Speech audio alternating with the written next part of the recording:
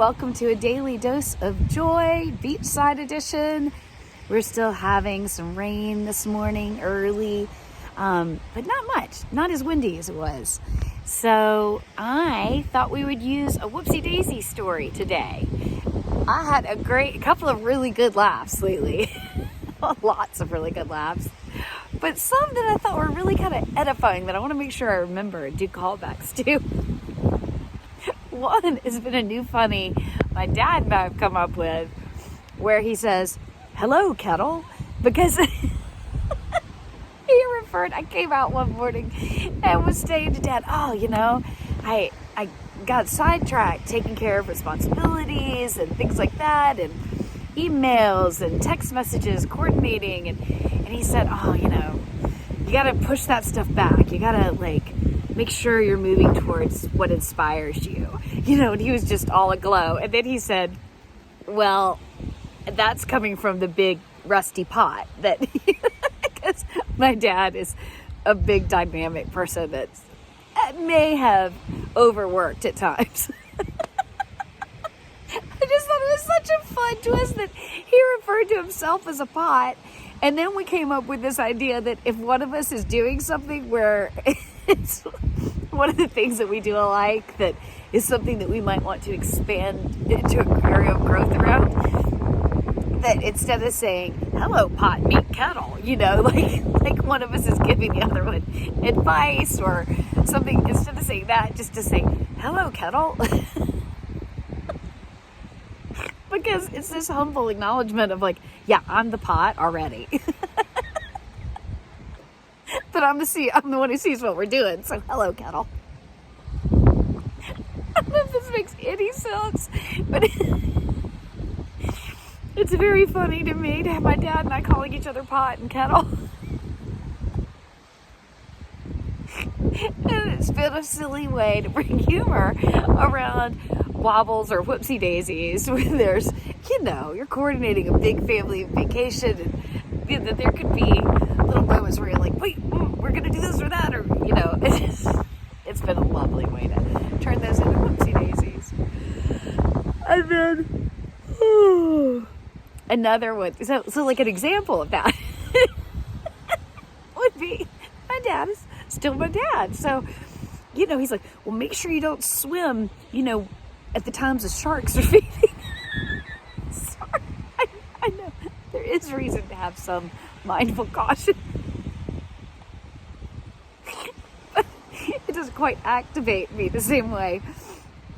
I use caution, absolutely. I'm a big swimmer. I love to swim in the ocean. And so does my dad. So this is definitely one of those pot kettle moments. But it gets better. So we were laughing about it. He's like, I'm glad we're talking about it in a more playful way, which is helpful, right? Like the whole whoopsie daisy thing, it really affects how you engage with your family.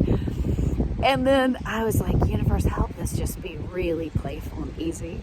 And I look and come to play with me, help me create play around these things. And I looked down in the sand. I mean, it wasn't even an hour later, maybe an hour, 15 minutes or something. And I'm walking along and there's a little toy plastic shark in the sand. And I see it. I'm looking for the universe to surprise and delight me. And I picked it up and I was like, da-da-da-da. Oh, wait, do I have it? I thought I maybe had it in my pocket.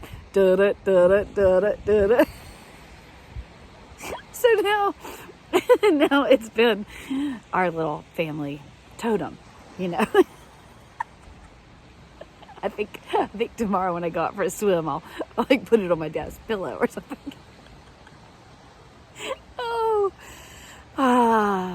So those are loosely whoopsie daisies. Those are the biggest laughs that are connected to wobbles that I can think of in the last day or two. And I hope it helps just shine some light and levity on things that may have in the past caused resistance and tension. And that by my being vulnerable and sharing my wobbles and my being perfectly imperfect might help inspire you or give you some room to have more self-compassion for yourself and to be able to see things through a lens of goofiness. And I know there are a bunch more. Those are the two that came. Let me just pause for 1 second to see if ooh, it is getting darker. The lights are going out. Let's see. I know there were some funnies with my mom and my brother, my nephew. I mean, one is my nephew's toddling. He's just over 1. And so you're constantly like taking his hands and walking him, and you're like his walker. And and we walked down the beach together, and we got to this sandcastle, and he was so excited. And I mean, I knew exactly, it was an old abandoned sandcastle. I knew exactly what he was telling me. He was going to go and like trample it. So I'm like, oh, we're talking about it. And just as he gets there to go kick his foot into it, I realized that the dog was beating us to it. So I'm like, woo! I try and distract him and redirect him. Don't quite make it. He gets at least a toe in it. And so then I take him down to the water and run him through the water. And it becomes this whole, then he gets all wet. But by the time we get back to everybody else, we're both laughing so hard. This kid, when I laugh, it's like he's a great, he's at that age where they parrot everything. He just parrots me. So one of the things, I laugh, I throw my head back a lot. So now when he laughs, he throws his head back. Whoopsie daisy. Who knew the impact I'd have on my nephew? All right. Oh, let's take 3 solidarity breaths.